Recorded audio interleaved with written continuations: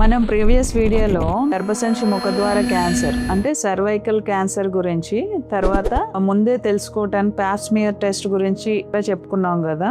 So అసలు Pap smear test ఎలా చేస్తాం అన్నది మీకు ఇప్పుడు నేను చెప్తాను. సో పాప్ టెస్ట్ అన్నది సింపుల్ ఓపీ ప్రొసీజర్ టెస్ట్. ఈ టెస్ట్ ఎప్పుడు చేయించుకోవాలి అన్నది మీకు డౌట్ వస్తుంది. ఈ టెస్ట్ 21 సంవత్సరాల నుంచి 70 సంవత్సరాల వయసు ఉన్న వాళ్ళు ఎవరైనా చేయించుకోవాలి. సెక్షువల్ యాక్టివిటీలో పాల్గొన్న వాళ్ళు ప్రతి ఒక్కరూ ఈ టెస్ట్ చేయించుకోవాలి. సో ఇప్పుడు మీకు 21 నుంచి 29 ఇయర్స్ మధ్యలో ఉన్నారనుకోండి, మీరు టెస్ట్ ని 3 ఇయర్స్ కి ఒకసారి చేయించుకోవాలన్నమాట. 29 ఇయర్స్ తర్వాత నుంచి 5 ఇయర్స్ కి ఒకసారి, అంటే మీకు ప్రీవియస్ గా అన్ని నెగిటివ్ వస్తే 5 ఇయర్స్ కి ఒకసారి ఆ టెస్ట్ చేయించుకోవాలి. 65 ఏళ్ళు దాటిన తర్వాత ఉంటే కొన్ని సంవత్సరాలుగా నెగిటివే వస్తుంది అంటే తర్వాత నుంచి ఇంక ఈ టెస్ట్ చేయించుకోవాల్సిన అవసరం లేదు. ఇప్పుడు ఎర్లీ స్టేజ్ లో పాప్స్మియర్ ద్వారా మనం ఎలా తెలుసుకోవాలన్నది మీకు చెప్పాను. అసలు క్యాన్సర్ వచ్చిన తర్వాత లక్షణాలు ఏంటి అన్నది నెక్స్ట్ వీడియోలో నేను మీకు ఎక్స్ప్లెయిన్ చేస్తాను.